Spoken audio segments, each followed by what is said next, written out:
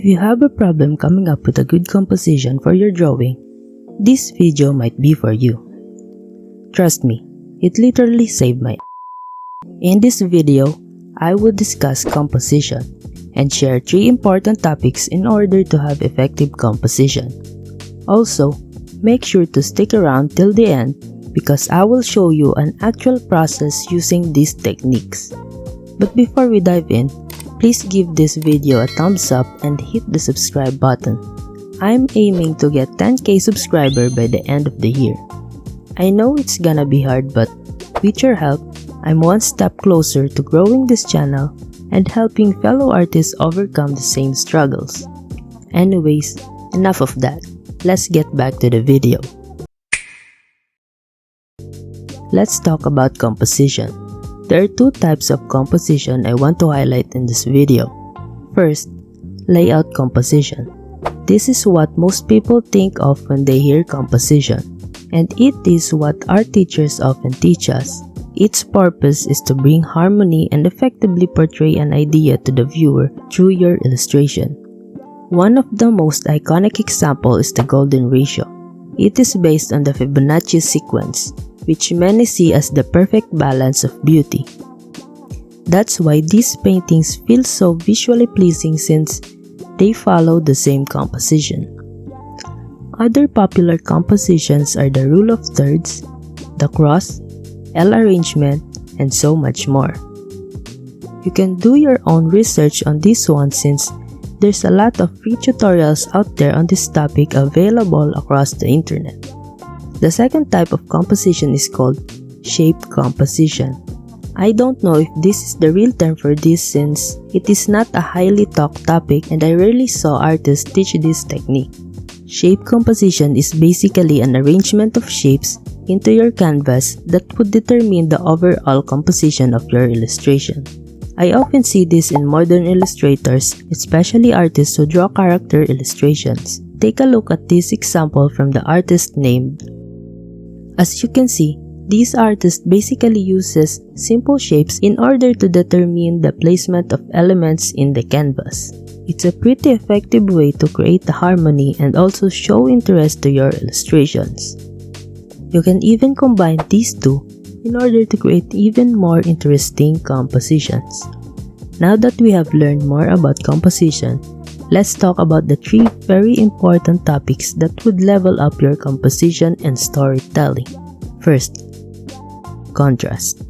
Contrast has 16 different types according to my research, but we will only focus on these 5 examples since these 5 are the most relevant when it comes to composition. Shape or form contrast.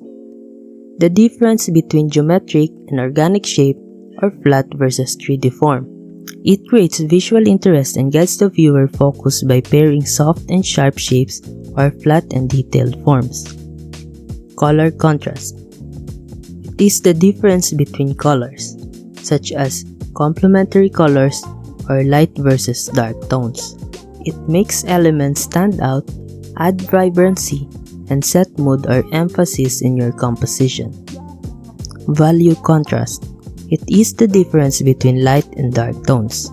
It defines form, adds depth, and directs attention to areas by using light and shadow. Quantity contrast. It is the difference in the number of elements in composition, like busy versus empty areas.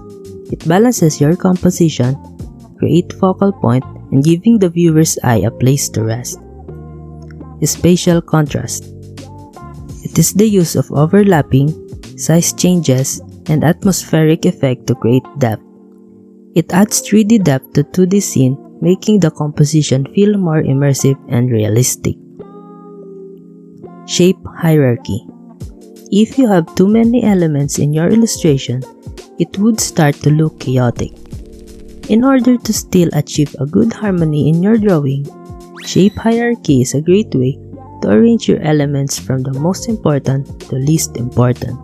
We can simplify the elements from big, medium, and small shapes in order to create depth and show variation to the piece. This would also help the viewer to easily identify the focal point in the illustration. For example, If we have several squares inside the canvas, if they all have the same sizes, the viewer would have a hard time identifying where to look at. But if we apply big, medium, and small principle, as you can see, our eyes will automatically look at the biggest square. Flow. Flow has a big part in composition, but in most cases, we wouldn't even notice it on illustration. Take this as an example. Flow can be shown in different ways like hair and objects, in order to redirect our eyes to the focal point. Now let's try making an illustration and apply the techniques that we learned by following this checklist. For storytelling, since I'm too lazy to come up with an idea for an illustration, I use ChatGPT to generate a topic faster.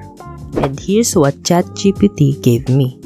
To be honest, I don't actually know what this would look like, or if this prompt actually makes sense. But let's try it. First, I gathered references for this illustration that would help me along the way. Next is I tried different composition by making several thumbnails and used both layout and shape composition. After I decided on a composition, I tried sketching based on the composition we came up with. I also applied the concept we discussed a while ago, which is shape hierarchy and flow, to convey the story of the piece even more. Then I choose what I think is the best out of all, and then detail them even more based on what ChatGPT gave us. After all that, I ended up choosing the first sketch because I'm a little bit biased. Then I finally started drawing. I would not break my process on this part because it's not what this video is all about and it would take so much time, so here's a time-lapse process instead.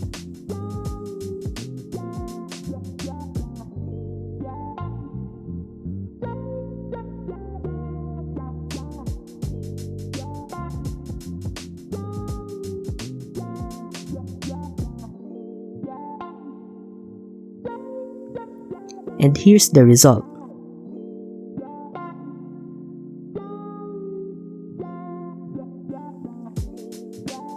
By the way, I use different types of contrast throughout the piece. You can pause the video so you could spot all of them. To be honest, I think it turned out well. I didn't expect it to be as good as this. But yeah, composition can truly level up your illustration. You can try applying this on your next illustration and I promise you'll be surprised with the result. That's it for this video. If you want more digital art tutorials, smash that like and subscribe button. You can also check my other videos by clicking any of these. And see you in the next video.